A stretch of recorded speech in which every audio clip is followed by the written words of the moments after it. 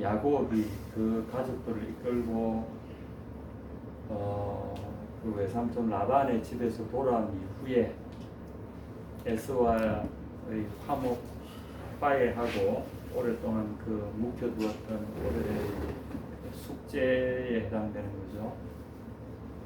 그 구원을 이제 서로 털어버리고 형제가 회복되어서 고향으로 무사히 돌아온 이후에 첫 번째 사건이 이 디나 사건입니다.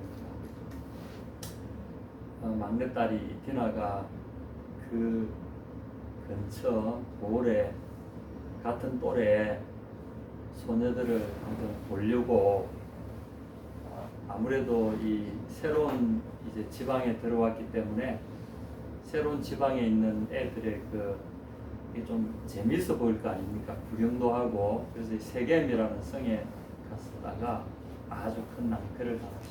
우리가 아는 대로 이제 겁탈을 당합니다. 겁탈을 당하고 그것도 겁탈한 사람이 누구냐면 그 성의 이 추장이죠. 추장의 아들 하몰이라는 사람이 그 성의 추장이었는데 그 외아들인 그 추장직을 이어받을 좀 왕자죠. 왕자.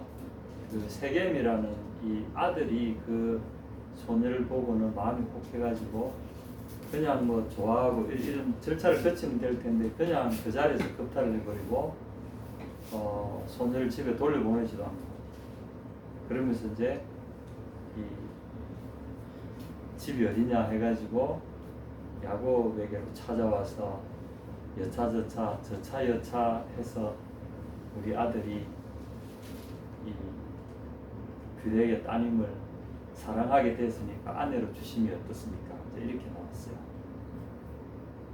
그때 이 사실 이스라엘 사람들에게는 굉장히 충격이었죠. 충격이었고 또 이제 사실 이 사건이 어떤 우리 종교적으로까지는 의미가 굉장히 큽니다. 어쨌거나 그래가지고 나중에는 야곱이 아무 말 안 하고 있다가 자기 아들이 양 치는 데서 다 돌아온 다음에야 아들들과 언어를 해요. 그러니까 아들들이 가만히 있겠어요. 우리 그것도 오기야 금이야 오기야는 그 막내 여동생을 건드렸으니 그 오빠들이 가만히 있겠습니까? 그래서 그 열혈 막 피가 끓는 둘째, 셋째 시몬, 셋째 누굽니까? 레위. 넷째는 누구죠? 유다. 첫째는 누구죠? 보라 아들이다. 르벤. 보라. 그래서 르벤은 좀 온유한 성격인 것 같아. 근데 이 둘째, 셋째가 좀 아주 그냥 우룩한 성격이 있어요. 그래가지고 쟤들 가만둘 수 없다.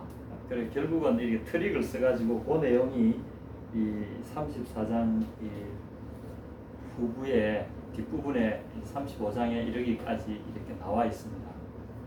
요약하자면 이렇습니다. 이제 할례만 받으면 우리가 다 우리 동생도 주고 다 할 테니까 할례만 받아라 이렇게 꼬셨습니다. 그랬더니 자기들은 이제 내심 할례만 받으면 쟤들이 다 우리하고 같이 있겠다 그러니까 결국 모든 게 우리 좀 뭐 숫자도 얼마 안 되니까 우리 동네 우리 성에 같이 살면 결국은 통혼하고 살면서 우리하고 섞이겠다. 결국은 쟤들도 우리 백성이 된다 하고는 내심 이제 기분이 좋아서 그래 하자고 하는 거죠.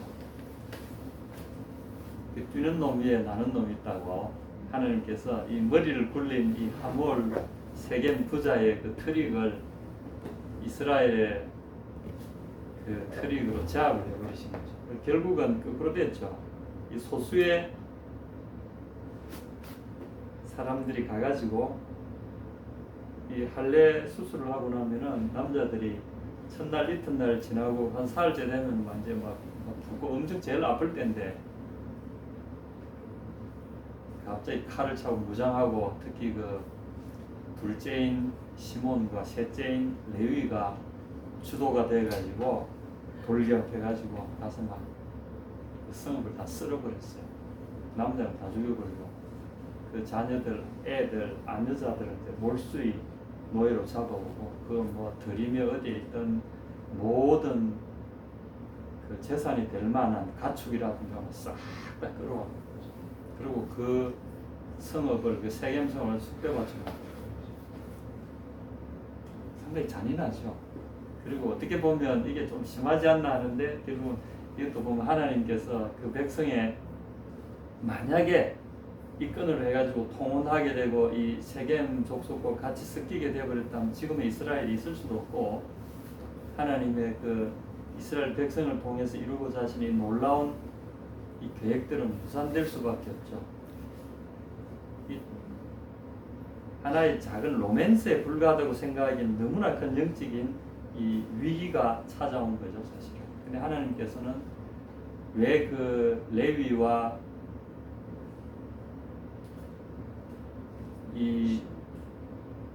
그 아들들의 잔인함을 그 일에 허락하셨을까?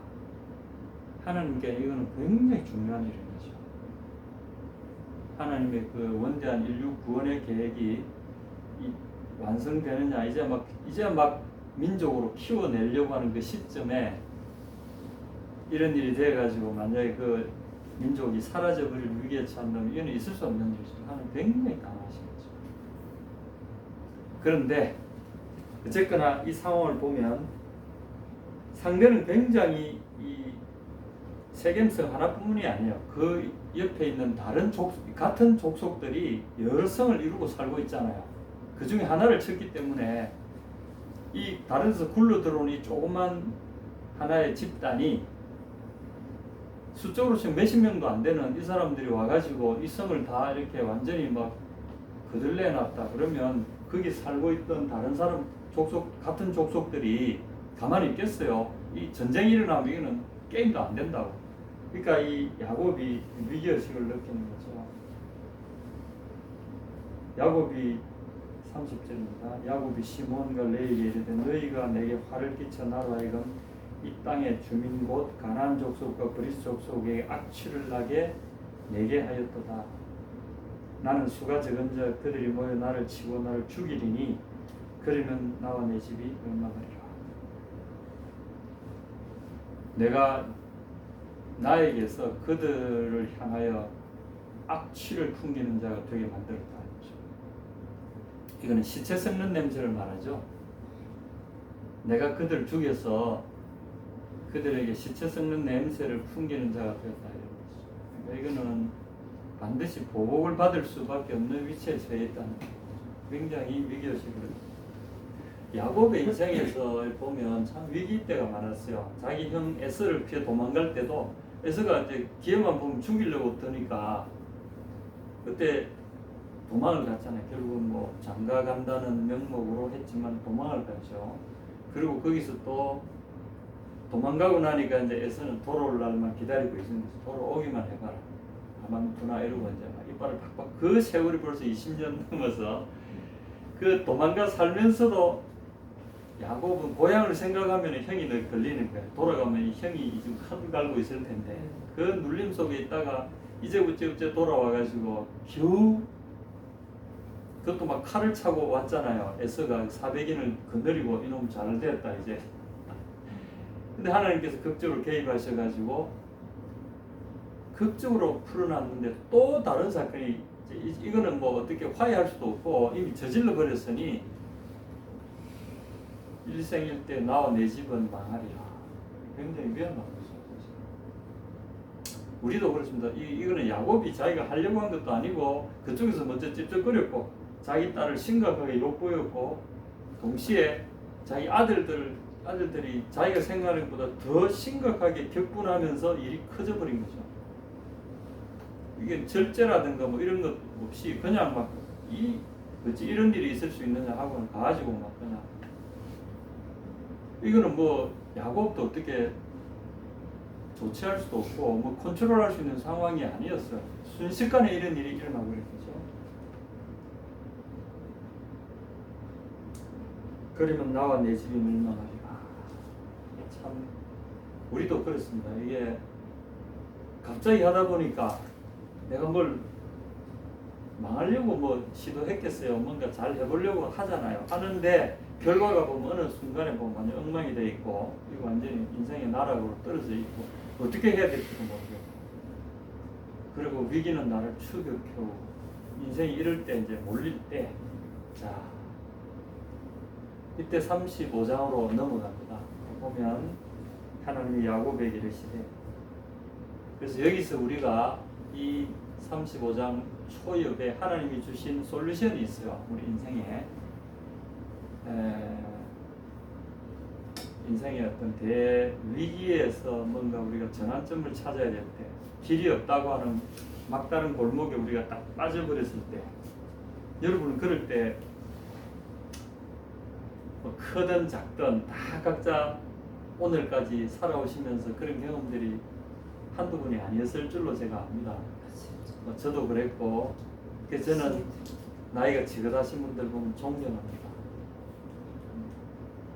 누구든지 간에 그 기나긴 인생을 살아오면서 이런 어떤 고난과 이 위기의 연속에서 불하지 않고 오늘까지 살아온 그 자체만 해도 위대하고 박수받을 만한 충분한 자격이 있다. 근데 하나님께서 오늘날 우리에게 주시는 이 놀라운 약속이 하나 있습니다. 보시면 첫 번째, 하나님이 야곱이 먼저 하나님에게 말씀드리지 않았죠. 이 상황을 가만히 지켜보시던 하나님께서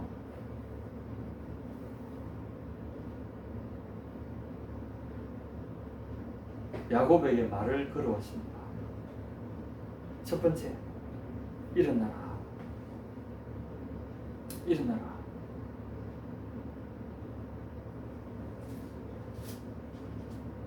일어난다는 말이 우리에게 지금 있는 상황에서 방향을 틀으라는 말과 사실은 같습니다. 일어나는 반대말이 뭡니까? 앉아있다 이 말이죠. 이제 히브리 말에 앉아있다 이 말은 거기에 거주하고 있다, 머물러 살다 이런 뜻입니다. 야샤브라고, 야샤브라고. 근데 대신에 이제 쿰이란 말은 그런 앉아서 머물러 있던 상태를 정리하고 새로운 어떤 움직임을 위해서, 새로운 방향과 새로운 발걸음을 위해서 일어나는 것을 말합니다. 그러니까 이거는 터닝 포인트를 만든다는 의미가 대단히 강합니다. 바꾸라는 거죠. 새로운 방향으로 간다. 일어나라. 쿰이, 우리가 그 이사야 60장에도 보면 1절에 일어나라 빛을 비추라. 쿰이 오리, 너는 일어나라, 너는 빛을 비추어라. 이렇게 똑같습니다. 일단 우리가 일어나야 된다. 주님이 첫 번째 우리에게 하실 때는 절망 가운데 있다는 생각이 딱 들면, 길이 딱 막혔으면 일단 거기서 내가 좌절하고 두려워하고 이런 상태에 오래 머물러 있으면 안 된다는 거죠. 일어나라 하는 거죠. 일어나라. 일단 우리가 일어나야 됩니다. 뭔가 방향을 바꿔야 된다. 그리고 그 방향을 잘 잡아야 되는데, 베델로 올라가라. 이 히브리 말로 베델은 베이트 엘입니다. 베이트 하면은 집, 베이트 또는 베트, 집이란 뜻이고, 그 다음에 엘은 엘로힘의 준말이죠. 그래서 베이트 엘 하면 엘의 집, 엘로힘의 집, 하나님의 집입니다. 이 베이트 엘이라는 이 지명은 이 지명의 유래가 처음에 어떻게 된지 여러분 아시죠? 우리가 뭐 베델 교회, 뭐 베델 성전, 뭐 베델이라는 말 교회에서 많이 쓰잖아요. 제일 사랑받는 말이기도 하지만 이 말의 유래가 어디서 시작된지 아시죠?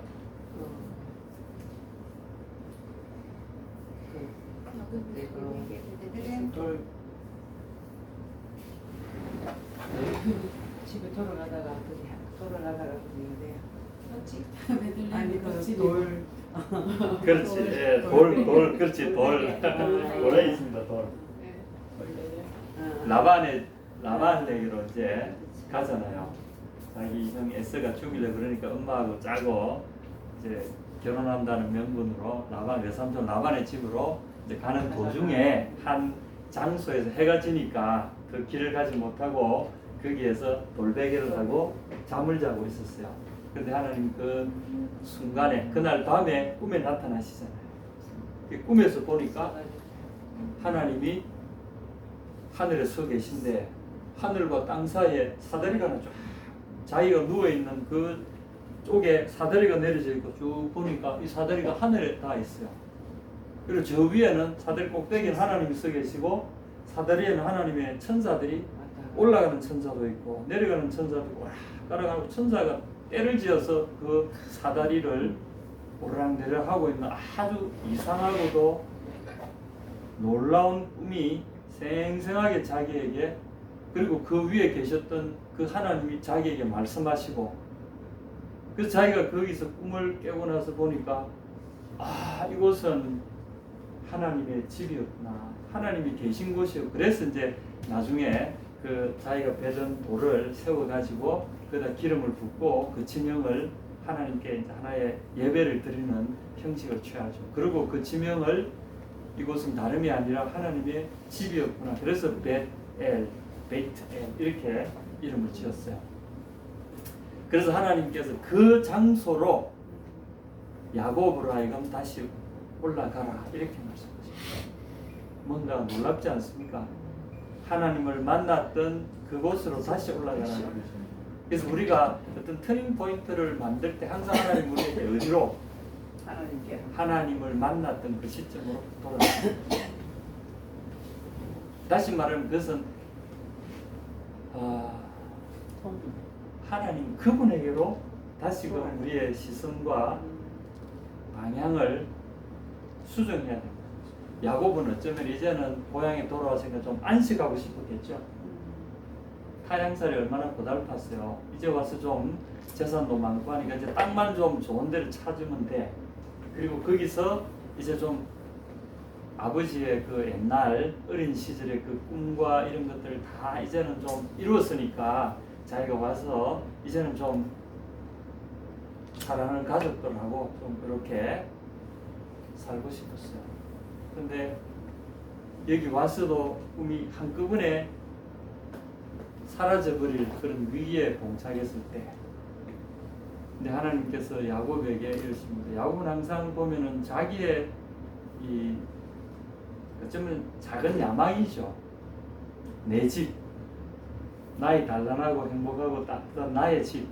나와 내 집을 언제나 세우리까? 나는 언제나 내 집을 세우리까? 이게 야곱의 꿈이었잖아요. 그리고 자기 집에 말하자면 요즘 말하자면 소시민적인 작은 행복이죠. 큰 걸 꿈꾸는 건 아닌 것 같고 그런데 자기 아버지의 그 장자 그걸 자기가 이어받고 싶어서 그 형하고 그렇게 속이고 하면서도 했고 그리고 자기의 집을 세우기 위해서 그렇게 죽자사자 일하고 라반 또 속고 속이면서 얼마나 자기 외삼촌도 이게 보통 사람이 아니잖아요. 임금을 요래했다가 또 되니까 또 살 바꿔가 또 조건을 계속 바꾸면서 조건을 불리하게 이렇게 하잖아요. 그럼에도 불구하고 하나님 그걸 자꾸 유리하게 하시니까 이번에는 이제 얼룩덜룩한 거는 네가 가져가고 문이 없는 거는 내가 하고 이제 얼룩덜룩한 게 새끼가 확 생기니까 거꾸로 하자. 그래요. 거꾸로 하니까 또 이제는 하얀 것들이 또 막 불어나네. 그럼 이것도 저것도 하지 말고 지금부터 새로 하세요. 10번이나 바꿔도 하나님 계속 야곱에게 좋게 하시는 거죠. 그런 일을 겪었는데 야곱은 늘 포커스가 어디냐면 나와 내 집에 포커스가 있는 거예요. 나와 내 집. 그런데 놀랍게도 우리가 이 사람을 이끌고 가시는 한 분을 볼 수 있는데 그 하나님이시잖아요. 하나님은 야곱이 그저 그렇게 자기 당대에 자기 아이들과 아내들과 행복하게 사는 그런 사람으로 끝나기를 원치 않으셨던 겁니다. 이 야곱의 후손들을 하나님이 어떻게 하실 계획을 가지고 그를 아주 큰 원대한 목표를 가지고 그를 이끌고 계셨다는 것을 야곱은 몰랐던 것 같아요. 그러니까 시선이 굉장히 좁았다는 거죠. 그래서 항상 지금 벌어지는 그 일에만 그냥 집중이 돼가지고 그래서 이제 이런 일이 딱 터지니까 야곱은 큰일 났다. 자기가 어떻게 합니까? 34장에 보면 나와 내 집이 그들이 나를 치고 그들이 모여 나를 치고 나를 죽이리니 그러면 나와 내 집이 멸망하리라. 사실은 이 놀랍게도 34장 이런 일이 있는 동안에 야곱이나 그 아이들이 하나님을 생각했다거나 또는 하나님께 물어봤다거나 뭐 이런 기록이 전혀 없어요. 그것도 좀 이상하지 않습니까? 좀 신기할 정도죠. 이런 거룩한 족장들이 도대체 어쨌길래 이런 위기가 오는데도 하나도 하나님을 찾거나 뭐 언어나 이런 게 없어요. 그저 자기 생각되는 대로 막 그냥 막 트릭을 쓰고 해가지고 막 그냥 해버리고, 그리고 문제가 생기니까 이 해결하는 방법도 어쩌지 여기에 머물고 있다는 거죠. 어쩌면 우리와 똑같은 모습을 하고 있지 않습니까? 보다 못해 하나님이 나섰어요. 일어나라. 베델로 올라가라. 그래서 우리가 여기서 하나 아주 단순하면서도 강력한 하나님의 위기 탈출 방법이 하나 있습니다. 일어나라, 베델로 올라가라. 이 말은 요새 말로 이제 하자면 하나님께로 돌아앉아서 기도하기 시작해라. 그 말과 아마 똑같을지 모르겠어요.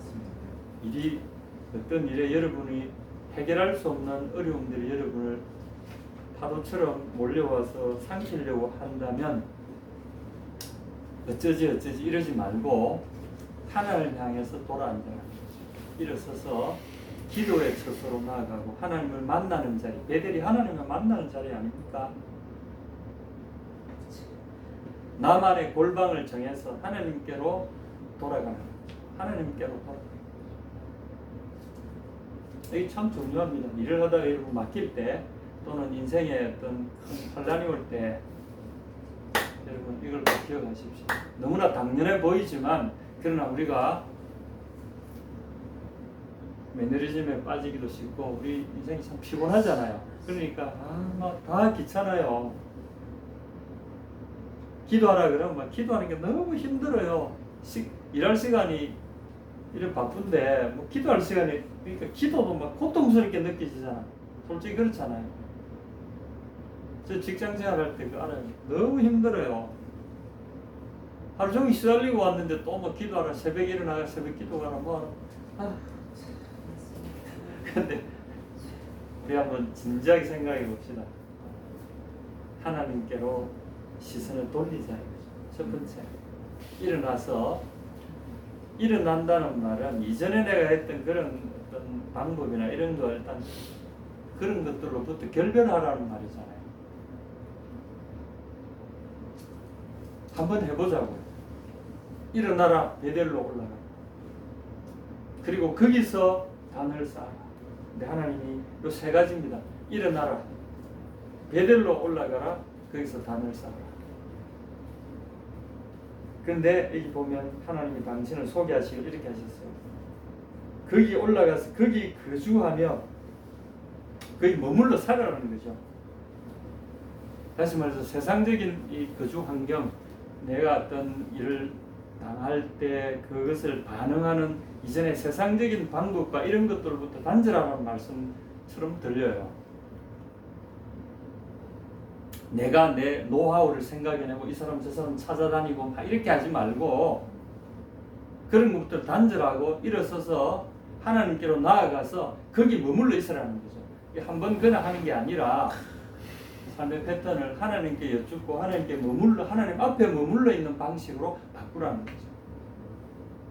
한 번 가지고 막 그냥 새벽 기도 뭐 특세 요새 뭐 막 하고는 또 이자고 또 막 여기저기 막 찾아다니면서 막 내가 어떻게 해보려고 막 이런 그렇게 하지 말고 하나님께로 가서 거기 앞에 머물러 있어라. 그리고 내가 내 형 에스의 낯을 피하여 도망하던 때에 내게 나타났던 하나님께 거기서 제단을 쌓아라. 이 제단은 다시금 어떤 헌신의 의미를 갖습니다. 일단 제단은 이 구약의 제사의 핵심은 제물을 죽여서 제단 위에 올려놓는 걸 의미하잖아요. 제사의 형식 전부 다 그렇습니다.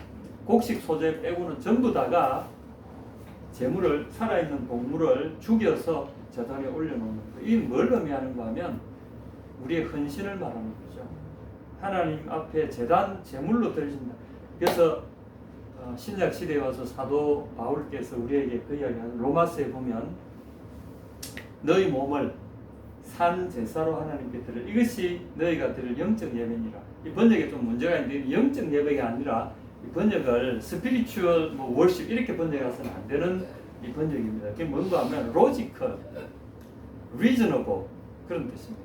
다시 말해 이게 진정한 의미의 옳은 제사 이런 뜻입니다. 진정한 의미의 옳은 제사는 영적인 이 말로 번역하는 바람에 좀 이상하게 막 됐는데 영적 제사가 따로 있는 게 아니에요. 영적 제사라는 게 아니라 제사는 제사인데 내 살아있는 몸을 죽은 것처럼 하나님 앞에 죽어있는 제물처럼 하나님 앞에 온전히 드리라는 거죠. 살아있지만 산 것이 아니라 그럼 이게 뭡니까? 어떻게 하는 거죠? 내 의지가 전적으로 나의 의지가 아니라 하나님의 의지에 맡겨 드리라는 거죠. 그것이 어떻게 말하면 진정한 의미에서 제사라는 건 그건 다른 말로 바꾼 말은 뭐죠? 순종이라는 말로 표현될 수 있습니다. 순종. 하나님의 의지에 100% 굴복하는 순간에 나는 죽고 하나님의 뜻이 살아나는 내가 제물이 되는 의미죠. 그게 사실은 진정한 의미의 제물이고 제사라고 예배라는 거죠. 이게 이제 영적인 예배다 이렇게 번역이 될 게 아니고 그것이 진정한 의미의 예배다 이렇게 번역하는 게 맞습니다. 그게 원래 그 사도께서 이야기하셨던 그 의미입니다. 이 번역은 참 잘못된 번역이에요.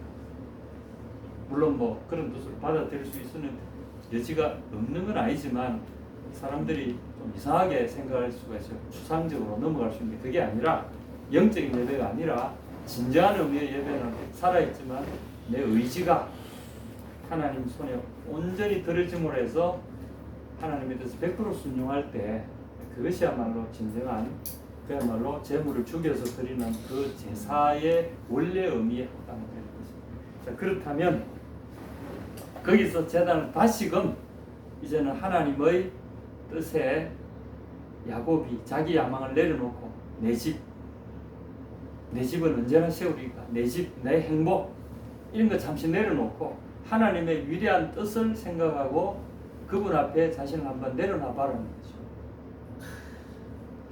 잠깐 좀 웃을 때처럼. 그래서 야곱이 거기서 큰 충격을 받습니다. 그렇다. 그때 하나님이 내게 나타나셔서 뭐라고 말씀하셨던가?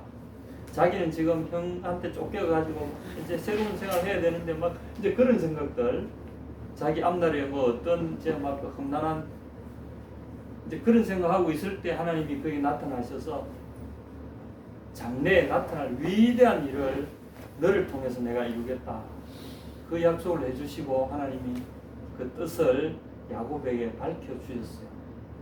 그리고 그때 하나님을 그토록 그 언약의 장자가 되고 싶어 해서 형을 속이고 하던 그것이 결국은 하나님께 어필됐던 거죠. 네가 나에게 아브라함과 한 나의 언약의 후손이 되기 위해서 그 상속자가 되려고 이렇게 내 언약을 소중하게 여기는구나. 그래서 하나님은 에서를 제껴버리시고 이 동생에게 언약의 장자로서 맡겨주셨잖아요. 이 사람은 보통 사람이 아니야. 자기는 그냥 장자가 갖는 특권들 뭐 눈에 보이는 게 많으니까 그것에 현혹됐을지는 모르지만 하나님은 이 야곱의 그 하나님의 언약에 대한 그 소중히 여기는 마음을 너무 높이 평가하셨다는 거죠. 그리고 이제 다시 그 언약의 장자의 언약의 후사에 적합한 비전을 그에게 주시기 위해서 하나님께 특별한 보호를 하고 계신다는 이 사람은 잘 몰랐어요. 근데 오늘 다시 하나님께서 이 사람을 다시 불러내시는 거죠. 그리고 제단을 쌓아라. 히브리 말로 미즈베 아흐라고 하는 이 제단이라는 의미는 사실은 거기에 우리 자신을 올려놓는 거죠. 자, 여기에 하나님의 해법이 우리 인생 위기 탈출의 해법이 여기에 오늘 다 소개됐습니다. 예수님이 겟세마네 동산에서 바로 이걸 완벽하게 우리에게 본을 보여주셨죠. 당신 앞에 닥쳐온 그 정말 하나님으로서의 예수님께서 그 지위를 다 내려놓으시고 이 거대한 지금 하나님의 비전이 와해되어져 버릴 위기가 자기가 만약에 살아나면 하나님의 그 계획은 와해되어 버리는 거죠. 만민을 위해서 구원자가 되어야 되는 그 계획이 와해되어 버리는 거고 죽자니 하나님이 이 고귀한 존재가 말할 수 없이 훼손되잖아요. 하나님의 그 존엄이 훼손되는 이 고통은 우리는 상상할 수가 없어요. 창조주께서 인간의 발에 짓밟혀서 무기력하게 죽임을 당한다. 이거는 있을 수가 없는 일이잖아요. 이 두 딜레마 속에서 주님이 그런데도 불구하고 주님은 아버지의 뜻이 이루어지기를 원합니다. 주님이 그때 마음만 먹으시면 12군단 더 되는 천사군단이 파견돼 가지고 그때 예수님의 대적을 썰어버릴 준비, 만반의 준비를 하고 예수님 주위에서 기다리고 명령만 내리기를 기다리는데 이 사령관은 그렇게 안 하시고 아버지의 뜻이 이루어지기를 원합니다. 나의 존엄이 짓밟혀도 좋으니 아버지의 뜻이 이루어지기를 원합니다. 그리고 피땀을 쏟으면서 기도하셨지 않습니까? 그것이야말로 진정한 의미의 예배입니다. 자기의 뜻을 내리누르고 그리고 자기를 죽여서 의지를 꺾으시고 아버지의 뜻이 존중되도록 그 제단을 쌓는 그 일을 하셨잖아요. 그래서 우리도 이게 필요합니다. 저도 참 목사라고 하지만 살아오면서 이 놀라운 원칙에서 위배되는 짓을 너무 많이 했어요. 그래가지고 내 마음에 안 들면 막 그냥 노발대발하고 막 인간적인 방법을 쓰고 그럴 때마다 내 자신을 내려놓고 그리고 주님의 뜻이 내 속에 이루어지기를 하나님을 다시 헌신하고 다시 내려놓고 주님 앞에 제단을 쌓는 이것이 하나님의 뜻이 이루어지면 동시에 우리 삶의 형통의 가장 강력한 해법입니다. 그래서 야곱이 이제 자기 집안 식구들에게 선포하지 않습니까? 3절에 2절에 야곱이 이에 자기 집안 사람과 자기와 함께한 모든 자에게 이르되 너희 중에 있는 이방 신상들을 버리고 여기 재밌는 것은 이방 신들 이 말은 이제 히브리 말로 하면 여기 또 엘로힘입니다. 엘로힘들 너희 속에 있는 엘로힘들 여호와를 제외한 모든 엘로힘들 이제 조각상을 갖고 있는 거죠. 우상들을 갖고 있는 거예요.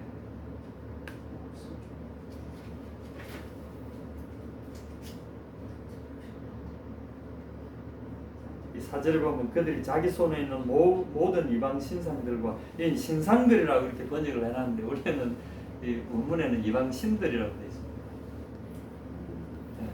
외국 신들, 이 땅에 있는 외국 신들을 깎아서 만들거나 무슨 뭐 이렇게 모양을 깎아서 우상을 만들어 가지고 지니고 다녔어요. 이걸 다 내려놓게 합니다. 그리고 이것들을 그리고 하나님 대신에 의지하던 무슨 폐물이라든가 기금속 전부 다 내려놓고 그리고 하나님 앞에서 다시금 깨끗하게 하는 그런 정표로 몸을 씻고 의복을 깨끗하게 갈아입고 정결하게 하고 의복을 바꾸어 입고 그리고 베델로 올라가자. 여기서 우리가 이제 거처를 여기 사실 문제가 뭔가 하면 세겜이라는 성에 가까이 진을 쳤다는 게 문제였어요. 세상하고 가까이 사니까 세상이 빨아다리 내가 아무리 이걸 피하려고 해도 그 가까이 있으면 빨아 당겨버리잖아요. 흡인력이 있어가지고 우리도 그렇잖아요. 세상 살기 좋잖아요. 이 사람들은 방법이나 문화나 보면은 너무나 좋잖아요. 가까이 있으면 빨려 들어가버려요. 그래서 하나님께서 거기서 벗어나서 베델로 올라가는 하나님을 섬기는 백성, 하나님 섬김에 맞는 어떤 거주 환경을 구축하는 것도 필요하다는 거죠. 굉장히 중요한 것입니다. 그래서 이제 다 내려놓고 그리고 세겜 근처 상수리 나무 아래에 묻고 그들이 문제가 됐던 건 세겜 근처에 진을 쳤기 때문에 문제가 됐기 때문에 일단 거기서 일어나서 거기에서 자기들이 얻었던 거 이런 것들 싹 다 거기 묻어버리고 그리고 결별하고 이제 올라갑니다. 그러니까 5절에 보십시오. 그들이 떠났으나 하나님이 그 사면고울들로 크게 두려워하게 하셨으므로 야곱의 아들들을 추격하는 자가 없었더라.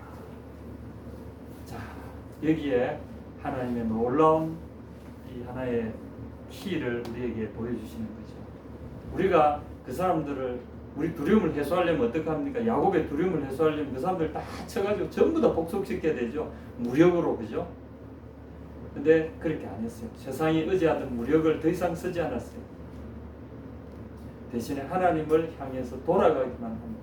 그럴 때 하나님께서 그 상황을 정리해 주시는 거죠. 우리 손도 그렇습니다. 여러분을 대적해 오면은 맞서 싸우려고 하죠. 물론 우리가 그것들을 뭐 책임을 회피한다 이렇게 세상의 대한민국의 민주 시민으로서 맞습니다. 내가 이렇게 몸담고 있는 우리의 이런 데서 도피하라는 것이 이 도피가 아니라 더 담대하고 더 용감한 대면입니다. 하나님과의 대면. 내게 주어진 삶을 회피하는 것이 아니라 그 도전 속에서 하나님을 다시금 붙잡는 그 선택, 그리고 하나님께 해결의 키를 돌려드리고 하나님의 제단 위에 내 자신을 올려놓고 하나님이 행하시기를 요청드릴 때, 이것이 오늘 우리 디나 사건 이후에 일어났던 베델로 올라가는 하나님의 요청입니다. 그래서 여러분들 상가운데 크고작은 일들이 많겠죠. 근데 하나님께 우리가 돌아가는 그 순간에 새로운 돌파를 경험합니다. 그리고 이거는 실제 일어납니다. 그리고 예수님은 어떤 돌파를 경험했습니까?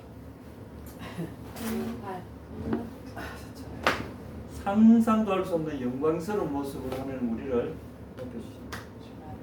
그래서 이것을 믿는 우리들은 이 구약의 모든 예언들과 되어진 일들을 가장 완벽하게 성취시켜 주시고 오늘날 우리를 동일한 삶의 방식으로 초대하시는 주님의 그 삶의 방법을 우리가 따라가면서 게세마네 기도가 사실은 이겁니다.